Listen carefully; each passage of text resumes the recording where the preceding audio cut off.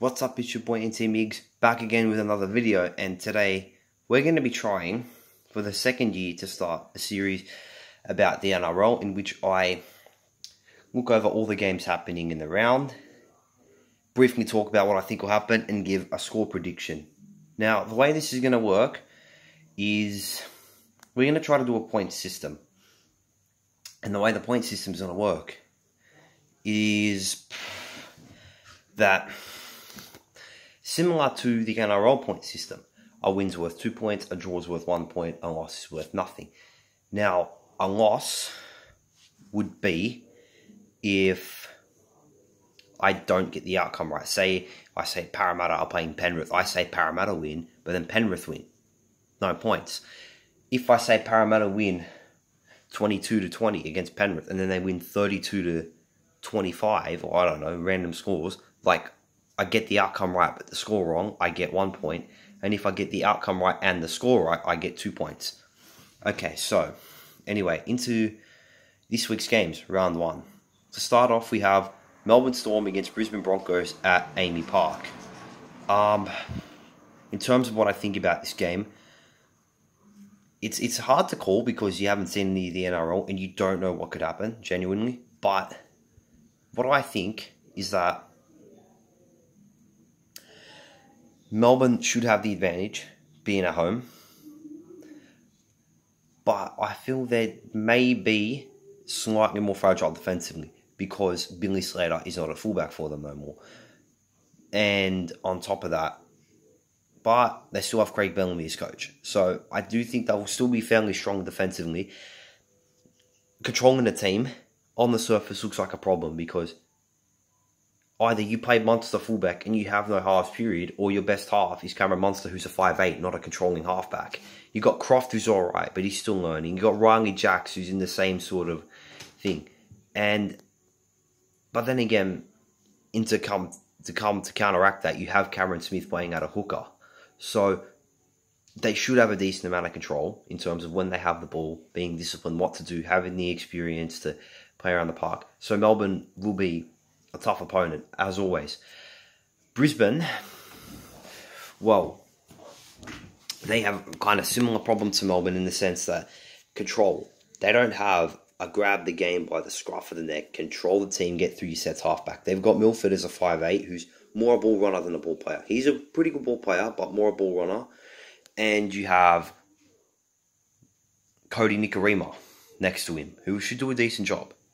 But again, your total package controlling halfback. McCulloch will probably help there as well. Maybe even Darius Boyd. But there's nobody to really step up and control the team there. In terms of the forward pack, they got a good forward pack, but they got a younger side forward pack, especially with the likes of Sam Thaiday retiring and Josh Maguire going to the Cowboys. They've lost a lot of their experience. So, forwards-wise, may be a problem for Brisbane. They can play well, but it's whether they can do it consistently and be a strong force throughout the game, because Melbourne generally are. With all that being said, I think the game will be one of the closer ones. I think Brisbane will put up a decent fight, but I don't know if they can stick it out for the full 80. I have more faith in Melbourne to do that. Also, Melbourne at home, which are also very strong. So, I'm going to go Melbourne 22, Brisbane 14. That seems a pretty decent score. Brisbane will have a fight, put up a decent fight, 2, maybe 3 tries, but Melbourne should have an overall better control of the game and enough possession to penetrate them. So, Melbourne 22, Brisbane 14.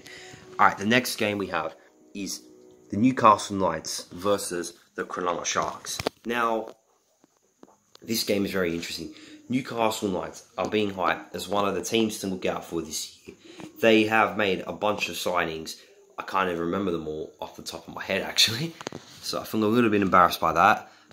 But you've obviously got their star, Kalen Ponga, who looks a likely candidate to be playing 5'8", alongside Mitchell Pearce in the halves.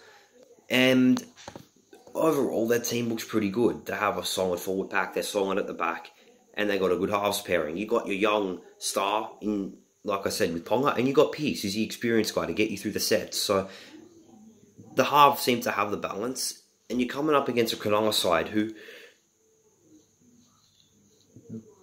couple of changes, you know, no more Val Holmes.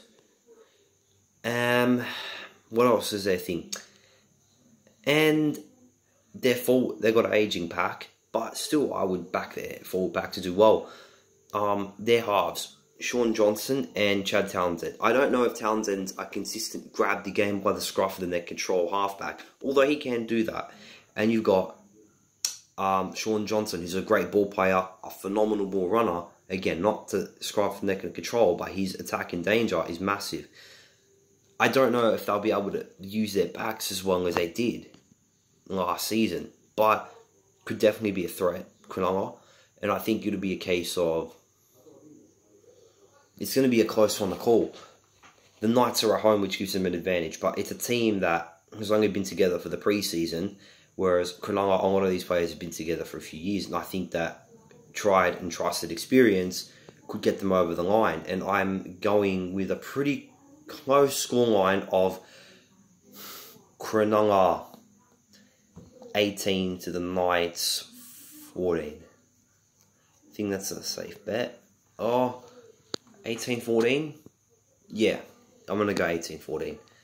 Alright, next game we have is the Sydney Derby. Roosters versus Rabbitohs at the SCG. Roosters at home. This game looks very, very interesting. Roosters are basically the favourites to win minor, major, everything this year. And you've got Rabbitohs, who, again, this is going to be a wild card. They could be one of the stronger teams. Maybe, maybe not. You never know. Wayne Bennett as coach. Decent signings. They still got that tried and trusted. Well, that same forward pack with the Burgess brothers. Damien Cook as a hooker was exceptional last season, so I expect him to be a threat. Adam Reynolds, solid enough halfback as always. Cody Walker, always a threat. You know, your classics, Johnston, GI, etc., etc. Roosters, again, solid forward pack.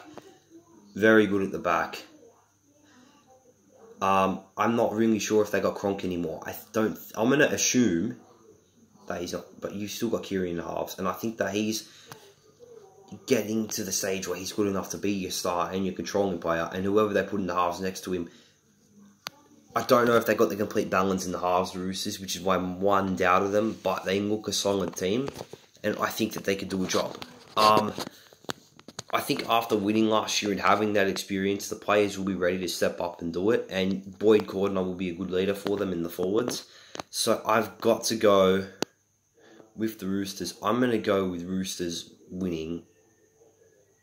This could be a high-scoring game. I'm going to go... Oh, Jesus, this is hard.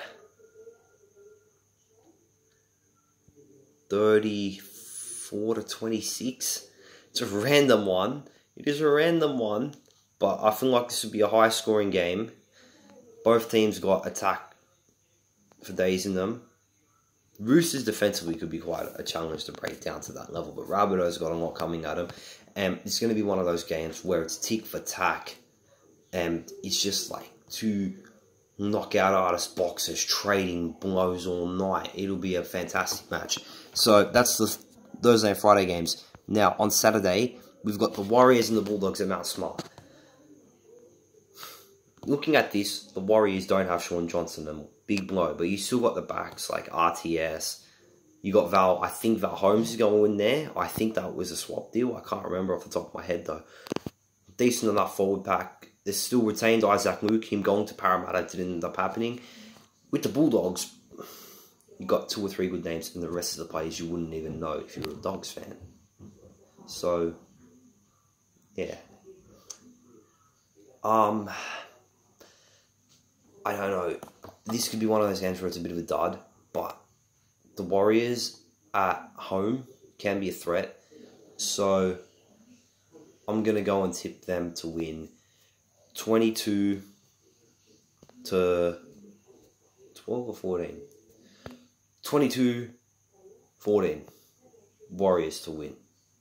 Now, the next game for that same Saturday is the West Tigers versus the Manly Warringah Sea Eagles. Tigers need a new coach. Ivan Cleary's gone back to Penrith, and you've got Manly who brought in Des Hasler.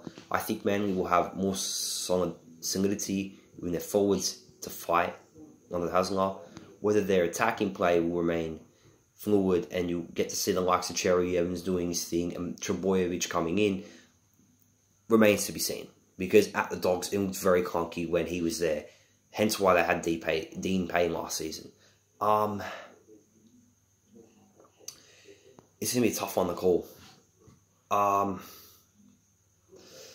Tigers, I don't know. Luke Brooks had a pretty good year last year. You got Robbie Farah there. You got Benji back there. I mean, they ain't the worst squad ever, you know. They can, on their day, do some damage. You got a couple of decent forwards. Russell Packer. But is it really going to... I don't know. I think it's going to be a close one. I could see Manly maybe just scrapping this out like... Freaking hell, man. Like, I don't know. This could be hard. Like, 13-6, to be honest with you. It could be that close a game. Or, yeah, 13-6 Manly. I have a feeling they'll just skin it out. It'll be scrappy, but they might just, in the dogfight, do a bit better. I think that's what Hasler will bring to it. Next game, it's at 1300 Smiles. You've got Cowboys versus Dragons. I've seen some mixed responses, very mixed responses about the Dragons going into this season. Some people think they'll do really well, and some people see it as another dud. I don't know what's happening with Dufty. Apparently, he's been dumped from the squad. They've brought in Corey Norman from Parramatta. Could be interesting there. And I think he will be going in the halves with Ben Hunt, and Gareth Widdop goes to fullback. They're the rumours anyway. You have Cameron McInnes at hooker as well, so it seems like a decent enough spine. In terms of an overall season, I don't think Dragons will do well, because if one of them gets injured, I don't know what they've got in terms of replacing. I do think Dufty will be a blow, losing him, because he was, like, whenever you watch Saints, Dufty looked dangerous. That was the thing. They've lost arm out from their forward pack, but you still got they basically had a straight swap for him in Corbin Sims. You got Tarek there, you got DeBellin, Frizzell, Vaughan, you know, Graham. So they're going to have a tough forward pack. Decent enough spine, decent enough players to go around it. Cowboys, no Thurston, but we've seen him without Thurston. Michael Morgan can do a job for him. Ben Hampton or Lachlan Coo can do the job at fullback. You got a solid back line with Winterstein, Felt. I can't remember the other centre. O'Neill, and I don't remember the other centre's name off the top of my head. You got, you know, Granville and Hooker. You got their forwards. You got Maguire added into that side as well. So, I think at home, Cowboys could just do the job over the Saints. Maybe a bit more than just. I'm going to go Cowboys 22 to the Saints 16. Yeah, reasonable. 22-16. I'm going to go North Queensland for the win. At Panther Stadium, you got Panthers versus Eels. Now, when you first look at this game, two things spring to mind for me. Either Parramatta get obliterated away from home because they've had a poor record and Penrith absolutely smash them, or Parramatta obliterate Penrith because Parramatta seem to obliterate anybody in the first game of the season. So, but then actually, into thinking about it, I think both teams will come out swinging, because Penrith, new coach with Ivan Cleary coming in, they got a reason to be fired up because they were hyped as one of the big teams from last season, and this season they want to come in and prove a point, you know, with a new coach. You know, Nathan Cleary's going to want to prove a point. You're going to have Maloney who wants to win something there. Who's their hooker now? I don't even know. You got, you know, I think what's his name? Watani Zelezniak will be a solid player for him. You've got, you know, their forwards doing a job, like the likes of Merrin and whatnot. They'll have a pretty solid season forwards-wise. Kickout could be a threat. I remember, as myself, a Parramatta fan, Biliami Kickout was something else when I seen him play against us. So, Penrith are a definite threat. You got solid backs, solid forward packs, good halves. And with Parramatta, with the new signings, it's quite similar. You got solid backs at the likes of, you know, Bevan French, Blake Ferguson coming in, the Jennings brothers, etc. You know, Moses in the halves could do a job for us. You got decent forwards, especially with new signings of Junior Paulo and Sean Lane, along with the already, you know, well-established Tim Manor, Penny Terapo, the hard work, the definition of hard work, Nathan Brown, Moroa, you know, so there's definitely that. So it looks very similar. I think both teams will come out swinging. But here's the difference for me. Like I said, both teams solid backline, both teams pretty good forward backs, and both teams seem to have that young, really good, talented half. In Parramatta's case, Mitchell Moses, and in Penrith's case, Nathan Cleary. Here's the difference maker.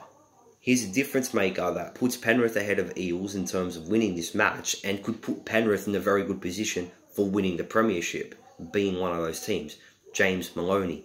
Alongside your talented star player, half Nathan Cleary, you have an experienced guy who can take some pressure off of Cleary, who can control the game when he needs to, take it by the scruff of the neck.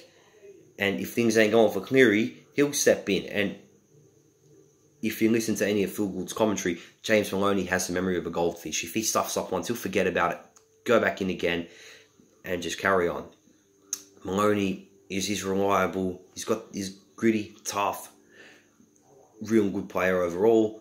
So, and will bring that stability to Penrith and their halves. And as long as he don't overly lose his head, he's a threat, Maloney. Whereas with Parramatta, you've got Moses, who's that, you know, guy. But then either you play a young 5'8", inexperienced 5'8", or you go with Gutherson, who could do a decent job. He'll be hard-working. He'll, you know, if he has to be the option, do a decent job and everything, won't make too many mistakes. But he's not going to bring like James Maloney levels of controlling the game, kicking game, setting up the team. That is all of the pressure on Moses. Which means that even for this game and for the season in general, it's if Parramatta are going to make the top 8 and be at all a premiership threat, it's pressure on Moses. If Moses don't work out, if Moses has a blinder, Parramatta are a premiership threat. If Moses has a crap season, Parramatta are wooden spoon contenders. I feel that levels of pressure on him. And I think with Penrith being at home, Parramatta not being so good away, and just having that more stability in the halves, it'll be a close affair actually, because I feel both teams will come out swinging, like I said, but I could see Penrith just having a bit more control, and I think Penrith will just get over the line. I'm going to go Penrith 20, Para 16. It'll be one of those things where Parramatta may even edge them out, but then Penrith just come up with the clutch play at the end, just with the experience. So, yeah, Penrith 20, Para 16. It'll be a good game, I'm sure, but just to Penrith there. And the final game of the round is the Gold Coast Titans up against the Canberra Raiders. Now, this game is kind of like interesting and uninteresting at the same time. It's a hard one to call. Somebody fell. But it's also got a bit of spice as to how the teams will go. The way I look at Titans is like, they're like the Newcastle Knights, but a year or two behind. They're starting to build that roster, but they don't have it complete yet, whereas the Knights are a lot closer to having that complete roster that can do something. The Titans are still, I'd say, 3 years at least, assuming they continue to build at that rate. They've got the likes of, you know, Tyrone Peachy in that team now, so, you know, could go alright for them. As to whether it will or it won't, I don't know. The thing, you know, again, I think that Peachy could be a great running 5'8", a good attacking threat. Ash Taylor can be that young star, and he can have the more controlling approach of the halves and the more kicking game based. I think they could have good balance in the halves. I don't know much about their back line and their forward pack though. Their forward pack has to perform for the Titans. If they can do that, they have half a chance of causing problems. If the forward pack doesn't perform, then they're dud. You've got the Raiders up against them, who backline is alright. the halves have taken a massive blow with Blake Austin going to Super League. So you got Aiden Caesar, who's pretty good, and you can have someone like, I don't know, Sam Williams, or they bring up a youngster similar to the Parramatta situation, halves-wise. You've lost a couple of their forwards, but they still have something decent to work with in terms of what they bring going forward. You know, the likes of Papali, Nuasanga, and even in the back line, actually, you've got the likes of Joey Langua, who could still do a job, but Rapana, I think, will be out for about 12 or 13, like nearly 3 months or something. So that'll be a hard game to call. I think a lot of this will hinge on Titans' forward pack. It's that Seabus, it's that Titans home, and Raiders can be inconsistent. I don't think Raiders will come out big for this game. I just don't see it. Gut feeling is kind of hard, but just toward the Titans, I think that they can do a job here. I'm going to go 22-10 Gold Coast Titans. I don't know, just... Alright, so I don't have a lot of faith in those scores I just put up because it's very random and I haven't seen nothing of these teams to actually gauge where they're at. But for the first round, they're my predictions. Yeah, thanks for watching the video. Be sure to leave a like, comment, subscribe to the channel, and yeah, next week will be round 2's predictions and see if I get any of these right.